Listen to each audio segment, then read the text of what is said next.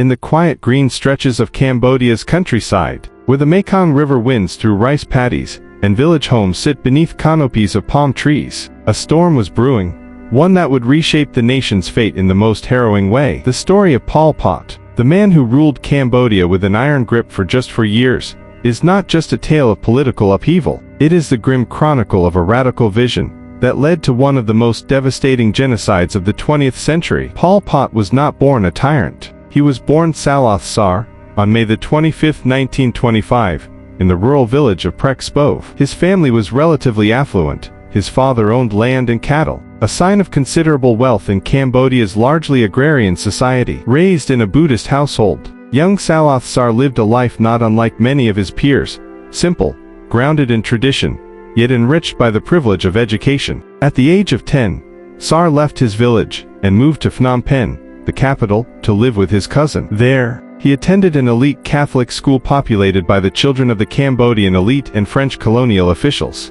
His academic performance was unremarkable, but he benefited from the connections his family enjoyed, connections that reached even into Cambodia's royal palace. In 1949, Sar traveled to France on a scholarship to study radio engineering. Paris was a world away from the rice fields of Cambodia, and it was in this environment of post-war reconstruction and ideological debate that Sar encountered Marxism. He joined a Marxist study group led by fellow Cambodian students, and attended meetings of the French Communist Party. However, his ideological leanings veered more towards Stalin's practical model than Marx's theoretical writings. What captured his imagination most, though, was Mao Zedong's philosophy of agrarian revolution. Mao's idea of a revolution rooted in the countryside resonated with Sar. Cambodia, still under French colonial rule, was a society built on deep inequalities between urban elites and rural peasants. Mao's framework for revolution in such societies gave Sar, who would later rename himself Pol Pot, the ideological blueprint he needed.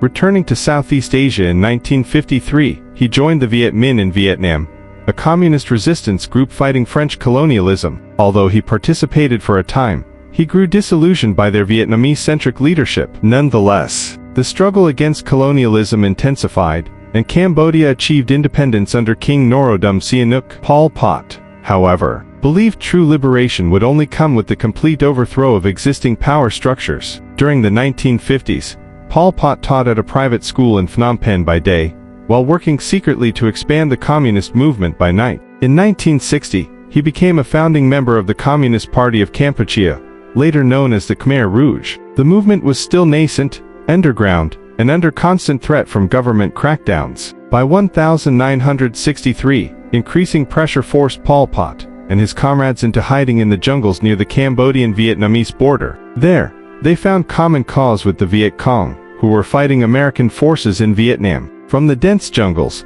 the Khmer Rouge began organizing guerrilla units and indoctrinating new recruits. Brutal training regimens and ideological purification characterized these camps. New members were imprisoned and interrogated to ensure loyalty. Pol Pot's ideological alignment with Maoist China soon bore fruit. On a visit to Beijing, he observed the Cultural Revolution firsthand. The Chinese provided arms, training, and crucial ideological support. In 1968, Pol Pot launched an open insurgency against the Cambodian government. Thus began the Cambodian Civil War, a conflict that would claim tens of thousands of lives. Initially, the Khmer Rouge was a fringe movement, but the escalating U.S. bombing campaigns targeting Vietnamese sanctuaries in Cambodia led to massive civilian casualties. Rural communities, devastated and disillusioned, increasingly turned to the Khmer Rouge. Pol Pot promised them equality, prosperity, and liberation from American imperialism and Phnom Penh's elite. In 1970, a coup led by General Lon Nol overthrew King Sihanouk,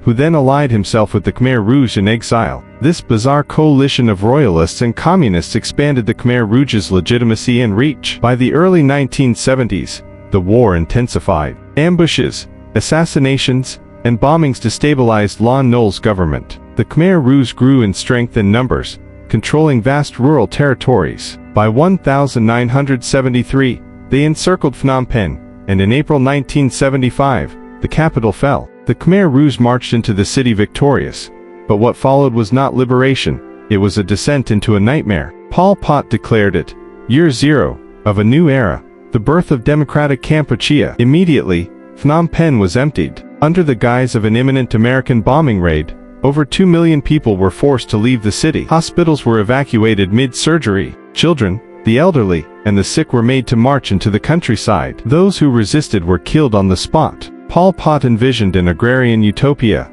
a society purified of capitalist, imperialist, and urban influence. Cities were abolished. Currency was eliminated. Schools were shuttered. Religion was banned. Families were broken apart, and children were raised by the state. Every Cambodian was forced to work in labor communes, producing rice and constructing infrastructure projects. The regime's demand for increased rice production, 3 tons per hectare, was impossible to meet. Starvation became widespread. Rations dwindled to as little as 250 grams of rice a day. Exhausted and malnourished, thousands died from overwork and disease. Pol Pot's obsession with ideological purity drove him to paranoia. Anyone suspected of dissent, disloyalty, or foreign influence was labeled an enemy of the state. Intellectuals, monks, doctors, even those who simply wore glasses, were executed. Suspicion alone was sufficient cause for death. The infamous S-1 prison, a former school-turned-torture facility, symbolizes the regime's cruelty. Of the 17,000 people sent there,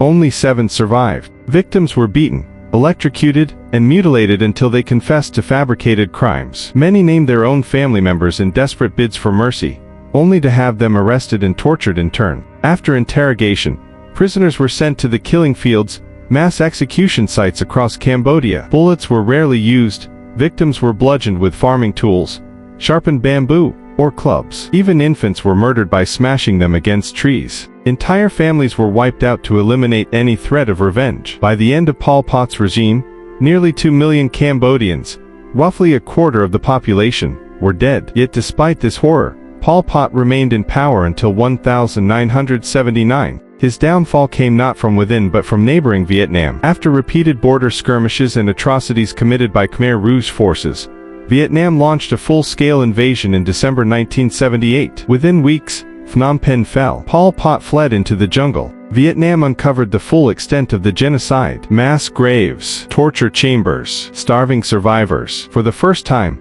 the world grasped the magnitude of the Khmer Rouge's crimes. Yet justice remained elusive. Pol Pot rebranded himself and continued a guerrilla insurgency from the Thai border. Astonishingly, he received covert support from Western nations and China, all opposing Vietnam's occupation of Cambodia. Though he disbanded the Communist Party of Kampuchea in 1981 and stepped down as military leader in 1985, he retained considerable influence. Despite deteriorating health, diagnosed with Hodgkin's disease and later suffering a stroke, Pol Pot ordered the murder of rivals within the Khmer Rouge. In 1997, fearing another purge, his comrades turned on him. He was arrested, tried in a show trial by the Khmer Rouge itself, and sentenced to life under house arrest. On April 15, 1998, Pol Pot died, reportedly of a heart attack. The timing, just before he was to be handed over to an international tribunal, sparked suspicion. His body was hastily cremated, denying the world any final reckoning. Pol Pot's legacy is a chilling reminder of how ideology,